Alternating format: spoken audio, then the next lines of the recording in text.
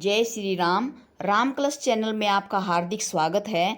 आज हम मंगल त्रयोदशी प्रदोष व्रत की कथा सुनेंगे। मंगल त्रयोदशी प्रदोष व्रत को भौम त्रयोदशी प्रदोष व्रत भी कहते हैं।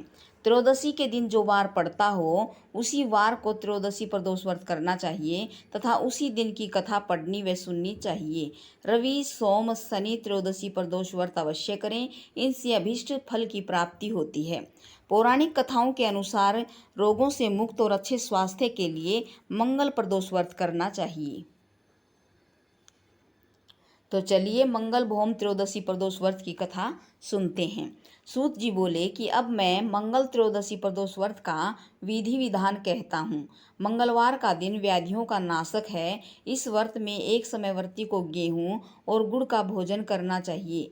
देव प्रतिमा पर लाल रंग का फूल चढ़ाना और स्वयं लाल वस्त्र धारण करना चाहिए। इस व्रत के करने से मनुष्य सभी पापों व रोगों से मुक्त हो जाता है, इसमें किसी प्रकार का संशय नहीं है।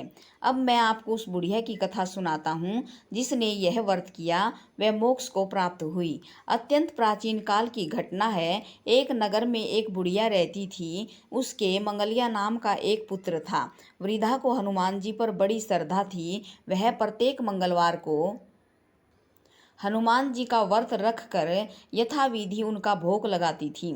इसके अलावा मंगलवार को न तो घर लीपती थी और न ही मिट्टी खोदती थी। इसी प्रकार से व्रत रखते हुए जब उसे काफ़ी दिन बीत गए तो हनुमान जी ने सोचा कि चलो आज इस वृद्धा की श्रद्धा की परीक्षा करें। वे साधु का वेश बनाकर उसके द्वार पर जा पहुँचे और पुकारा, है कोई हनुमान का भक्त जो हमारी इच्छा पूरी कर सके। वृद्धा ने यह पुकार सुनी तो बाहर आई और पूछा कि महाराज क्या आज्ञा है। साधु वेशधारी हनुमान जी बोले कि मैं बहुत भूखा हूँ, भोजन खाऊंगा, तू थोड़ी सी जमीन लीप दे। वृद्धा बड़ी दुविधा में पड़ गई। अंत में हाथ जोड़कर प्रार्थना की, हे महाराज, लीपने और मिट्टी खोदने के अतिरिक्त जो काम आप कहें वह मैं करने को तैयार हूँ। साधु ने 3 बार प्रतिज्ञा कराने के बाद कहा, तू अपने बेटे को बुला, मैं उसे औंधा लिटाकर उसकी पीठ पर आग जलाकर भोजन बनाऊंगा। वृद्धा ने सुना तो उसके पैरों तले की जमीन खिसक गई, मगर वह वचन हार चुकी थी। उसने मंगलिया को पुकार कर साधु महाराज के हवाले कर दिया, मगर साधु ऐसे ही मानने वाले न थे। उन्होंने वृद्धा के हाथों से ही मंगलिया को औंधा लिटाकर उसकी पीठ पर आग जलवाई।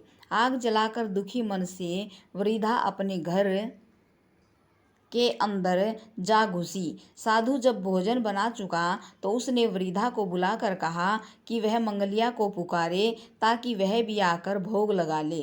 वृद्धा आंखों में आंसू भरकर कहने लगी कि अब उसका नाम लेकर मेरे हृदय को और न दुखाओ। लेकिन साधु महाराज न माने तो वृद्धा को भोजन के लिए मंगलिया को पुकारना पड़ा। पुकारने की देर थी कि मंगलिया बाहर से हंसता हुआ घर में दौड़ा आया। मंगलिया को जीता जागता देखकर वृद्धा को सुखद आश्चर्य हुआ। वह साधु महाराज के चरणों में गिर पड़ी। साधु महाराज ने उसे अपने असली रूप के दर्शन दिए। हनुमान जी को अपने आंगन में देखकर वृद्धा को लगा कि जीवन सफल हो गया है। सूत जी बोले कि हे ऋषियों, अब मैं आपको बुध त्रयोदशी प्रदोष की कथा सुनाता हूँ, ध्यानपूर्वक सुनिए। बोलो शिव शंकर भगवान की जय।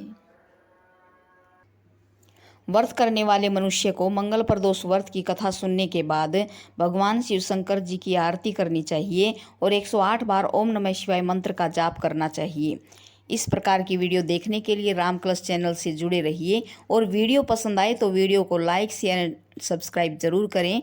और राम जी के सच्चे भक्त हैं तो कमेंट सेक्शन में जाकर जय श्री राम अवश्य लिखें। धन्यवाद।